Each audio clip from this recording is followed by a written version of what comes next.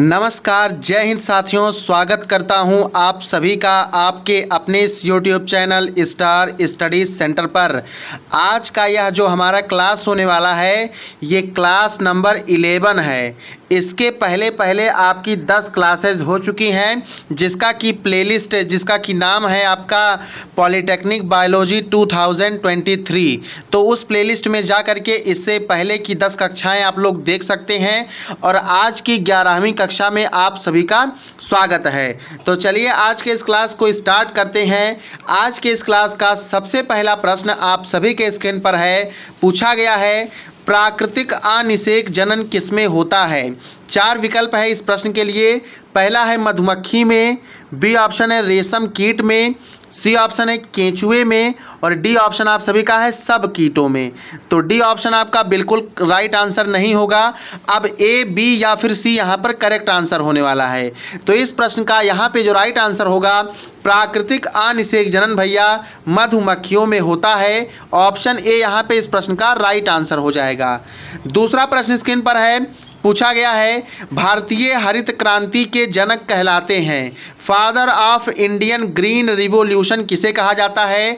अरविंद खुराना को या फिर एम.एस. स्वामीनाथन को या फिर आर मिश्रा को या फिर वी पुरी को। यहाँ पे इस प्रश्न का राइट आंसर हो जाएगा option number B, professor M S. Swaminathan को क्या कहा जाता है, भारतीय हरित क्रांति का जनक कहा जाता है। जबकि वहीं पर आपसे सिर्फ पूछे कि हरित क्रांति का जनक किसे कहेंगे, हरित क्रांति का जनक भैया किसे कहेंगे, तो इस प्रश्न का राइट आंसर क्या हो जाएगा, नॉर्मन ई बोरलॉग को क्या कहेंगे, हरित क्रांति का जनक कहेंगे। चलिए आते हैं तीसरे प्रश्न पर। देखिए इसमें पूछा गया है सुनहरी क्रांति संबंधित है किससे, दुग्ध उत्पादन से, व्हेल उत्पादन से, अंडा उत्पादन से या फिर मछली उत्पादन से। अब यहाँ पे ये जो क्रांति शब्द निकल के आ रहा है, जैसे आपने देखा हरित क्रांति, यहाँ पे आपने देखा सुनहरी क्रांति। तो क्रांति का मतलब ये हुआ कि उत्पादन में आशातीत वृद्धि, कि मतलब जितनी हमें उम्मीद थी उतनी वृद्धि होने लगी, उतनी उपज होने लगी। तो यहाँ पे क्रांति शब्द का यही अर्थ लिया जा रहा है। तो प्रश्न है सुनहरी क्रांति संबंधित है किससे, क्या हो जाएगा इस प्रश्न का, ऑप्शन नंबर सी करेक्ट हो जाएगा, अंडा उत्पादन से। सुनहरी क्रांति संबंधित है अंडा उत्पादन से। चौथा प्रश्न स्क्रीन पर है, बड़ा ही इंपॉर्टेंट प्रश्न है। प्रथम जैव कीटनाशी बायो इंसेक्टिसाइड था पायरीथ्रिन, स्पोरिन, रोटिनिन या फिर ऑप्शन नंबर डी है निकोटीन। यहां पे इस प्रश्न का करेक्ट आंसर हो जाएगा ऑप्शन नंबर बी, स्पोरिन क्या था, प्रथम जैव कीटनाशी था, बायो इंसेक्टिसाइड था। आते हैं अगले प्रश्न पर। 5वां प्रश्न स्क्रीन पर है। भारत में, देखिए ध्यान से सुनिएगा, भारत में कैक्टस की अतिवृद्धि, बहुत ज़्यादा वृद्धि होने लगी थी, तो उसको रोकने हेतु किस कीट का प्रयोग किया गया। भारत देश में, हमारे देश में कैक्टस की अतिवृद्धि होने लगी थी और इसी अतिवृद्धि को रोकने हेतु माने यानी के लिए किस कीट का प्रयोग किया गया। ए ऑप्शन है फाइटोप्थोरा इन्फेस्टेंस का, बी ऑप्शन है कॉक्सिनियल कीट का, सी ऑप्शन है गैम्बूसिया मछली का या फिर डी ऑप्शन यहाँ पर आपका मच्छर प्रजाति का, ठीक है, मॉस्किटो स्पीसीज का। तो प्रश्न संख्या 5 है। इस प्रश्न का क्या करेक्ट आंसर हो जाएगा बताइएगा, सी करेक्ट होगा, बी करेक्ट होगा, डी करेक्ट होगा या फिर ए करेक्ट हो जाएगा। यहाँ पे देखिए इस प्रश्न का राइट आंसर हो जाएगा ऑप्शन नंबर बी, कॉक्सिनियल कीट की जो है इसका प्रयोग किया गया। भारत में कैक्टस की अतिवृद्धि को रोकने के लिए कॉक्सिनियल कीट का इस्तेमाल किया गया, प्रयोग किया गया। जबकि गैम्बूसिया मछली देखिए ये मच्छरों की दुश्मन है, ठीक है, मॉस्किटोज की क्या है, बिल्कुल एनिमी है, इनमें कट्टर शत्रुता है भैया, ठीक है। तो अगर गैम्बूसिया मछली कहीं पाई जा रही है तो वहां पे मच्छर नहीं पाए जाते हैं। आइए चलते हैं 6वें प्रश्न पर। 6वां प्रश्न स्क्रीन पर है। फसलों के लिए सबसे अधिक किसकी आवश्यकता होती है। आप फसलों में भैया ले लीजिए धान, क्या ले लीजिए धान। अब आप कहेंगे सर धान ही क्यों, तो चलिए भैया आपके लिए हम गेहूं ले लेते हैं। अब कहेंगे सर गेहूं ही क्यों, चलिए ले लेते हैं मटर। कहेंगे मटर ही क्यों, तो चलिए हम बाजरा ले लेते हैं, ज्वार ले लेते हैं। किसी भी प्रकार का आप फसल ले लीजिए तो ये क्या हो जाएगा, यहाँ पर इसी से रिलेटेड क्वेश्चन है कि फसलों के लिए सबसे अधिक किसकी आवश्यकता होगी, लौह की, अंग्रेजी में क्या कहते हैं भैया, आयरन कहते हैं। जस्ते की अंग्रेजी में क्या कहते हैं, जिंक कहते हैं। कंपोस्ट खाद की या फिर नाइट्रोजन की। तो प्रश्न संख्या 6 का राइट आंसर क्या हो जाएगा, ऑप्शन नंबर डी, नाइट्रोजन की सबसे अधिक आवश्यकता होती है किसके लिए, फसलों के लिए। ठीक है, आइए चलते हैं अगले प्रश्न पर। 7वां प्रश्न स्क्रीन पर है, हरी खाद है क्या चावल, ज्वार, मक्का या फिर सस्बिनिया। क्या इस प्रश्न का राइट आंसर होगा। देखिए भैया, चावल आप लोग जानते हैं फसल है, क्या है भैया, फसल है, चावल की फसल होती है। ज्वार की भी क्या होती है, फसल होती है। मक्के की भी क्या होती है, फसल होती है। यहाँ पे ऑप्शन डी करेक्ट होगा। सेसबेनिया क्या है, हरी खाद है, ऑप्शन डी करेक्ट हो जाएगा। आइए चलते हैं अगले प्रश्न पर।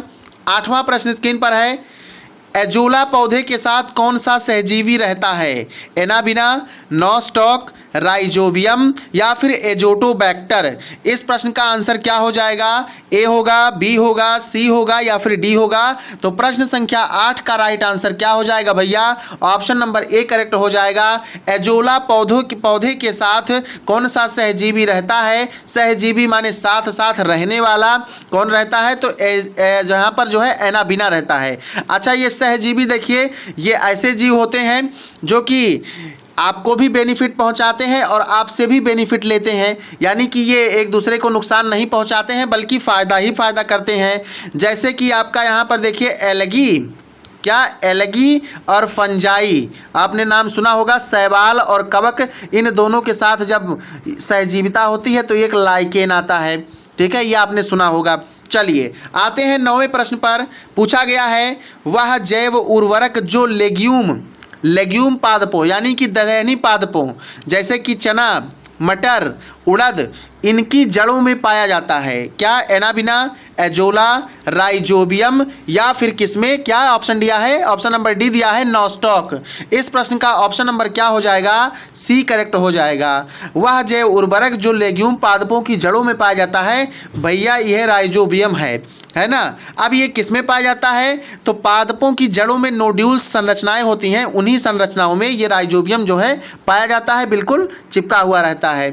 चलिए 10वें नंबर का प्रश्न है। पूछा गया है, माइकोराइजा एक सहजीवी संयोजन है, सिम्बायोटिक कॉम्बिनेशन है किसका, जीवाणु तथा कवकों का। अभी हमने आपको तो एक संयोजन बता ही दिया है, एल्गी एंड फंजाई का, है ना, एल्गी एंड फंजाई का संयोजन आपको मैंने बता दिया, क्या लाइकेन, इसको हिंदी में क्या कहते हैं, शैवाक कहते हैं। तो अब माइकोराइजा के बारे में पूछा है, ये जीवाणु यानी बैक्टीरिया तथा फंजाई का संयोजन है, या फिर एल्गी तथा फंजाई का, शैवाल तथा कवकों का, या फिर कवकों तथा उच्च पादपों की जड़ों का, है ना, या फिर इनमें से कोई नहीं। इस प्रश्न का क्या राइट आंसर हो जाएगा, क्या हो जाएगा भैया, इस प्रश्न का करेक्ट आंसर हो जाएगा ऑप्शन नंबर सी, माइकोराइजा एक सहजीवी संयोजन है किसका, कवकों यानी फंजाई तथा उच्च पादपों की जड़ों का। चलिए आते हैं अगले प्रश्न पर।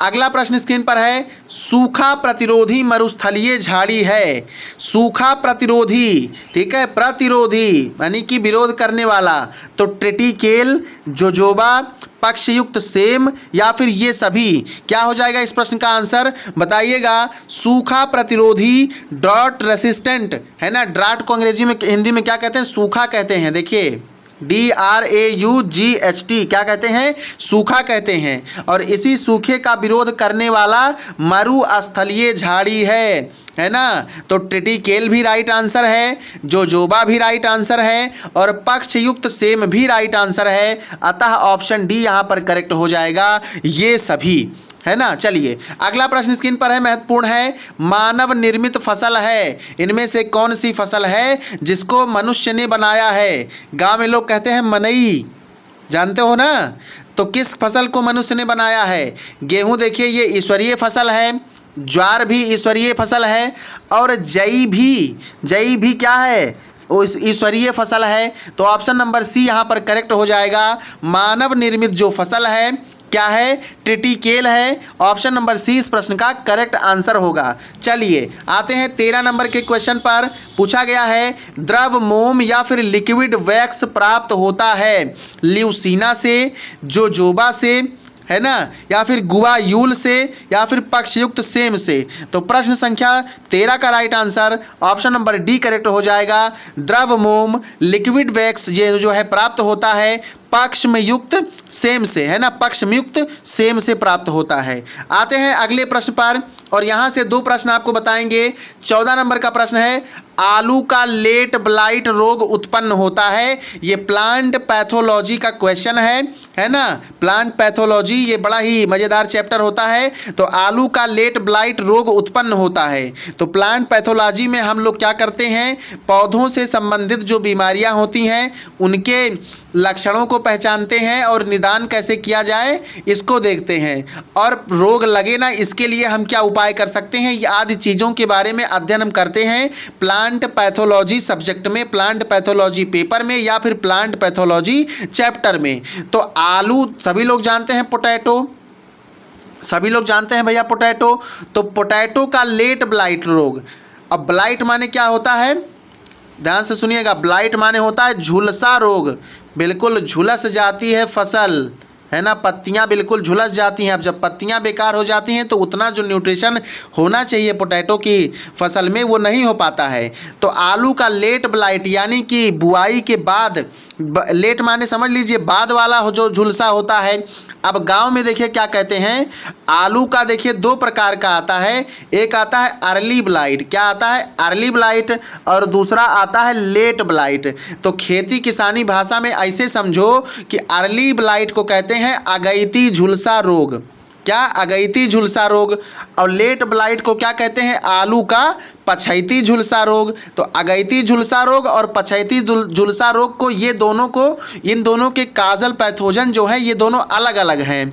तो यहाँ पर देखिए जो अल्टरनेरिया दिया है ये आलू का अर्ली ब्लाइट रोग काज करता है, लिख लीजिएगा, अल्टरनेरिया क्या काज करता है, आलू का अर्ली ब्लाइट रोग काज करता है। जबकि यहाँ पे जो ऑप्शन बी दिया गया है फाइटोप्थोरा इन्फेस्टांस, ये क्या है, ये पछैती झुलसा आलू का लेट ब्लाइट रोग को काज करने वाला काजल पैथोजन है ना।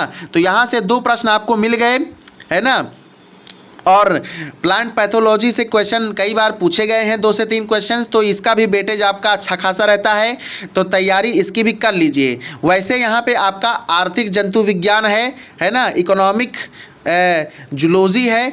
अब लेकिन इसमें क्वेश्चन आलू का लेट ब्लाइट रोग पूछ लिया है, तो ये प्लांट पैथोलॉजी का भी क्वेश्चन कह सकते हैं, या फिर इसको इकोनॉमिक बॉटनी का भी क्वेश्चन कह सकते हैं। किसका, इकोनॉमिक बॉटनी का भी क्वेश्चन कह सकते हैं, ठीक है, ये बॉटनी से रिलेटेड है यहाँ पर। तो आलू का लेट ब्लाइट रोग उत्पन्न होता है फाइटोप्थोरा इन्फेस्टांस से। प्रिय छात्रों, आज के क्लास में टोटल थे 14 प्रश्न, और इसमें भी आपको हमने किसी किसी प्रश्न में 2 से 3 बताए हैं, तो कुल मिला के 20 प्रश्न यहाँ पर हो गए हैं। आज का क्लास यहीं तक, हमारा स्टूडियो बिल्कुल रेडी हो चुका है। अब आपको यहाँ पर कल से यानी कि 9 अप्रैल से, है ना, 9 अप्रैल से सुन लीजिएगा, 9 अप्रैल से बोर्ड पर क्लासेस मिलना स्टार्ट हो जाएंगी। कुछ क्लासेस यहाँ पे यूट्यूब पर होंगी, बाकी आपको बैच में लेक्चर्स मिलते रहेंगे। तो जो छात्र बैच अभी तक नहीं ज्वाइन किए हैं वो ज्वाइन कर सकते हैं, नीचे डिस्क्रिप्शन में आपको लिंक मिल जाएगा, मोबाइल नंबर मिल जाएगा, वहाँ पर मैसेज कर सकते हैं। यहाँ पे फीस आपकी मात्र 199 रुपये है, और कंप्लीट बायोलॉजी यहाँ पर आपको मिलने वाली है ना, कंप्लीट बायोलॉजी मिलने वाली है। और बैच अभी समझ लीजिए कि बिल्कुल नया ही स्टार्ट है, तो जो छात्र पीछे रह गए थे वो भी ज्वाइन कर सकते हैं। चलिए मिलते हैं नेक्स्ट क्लास में। जय हिंद, जय भारत, वंदे मातरम।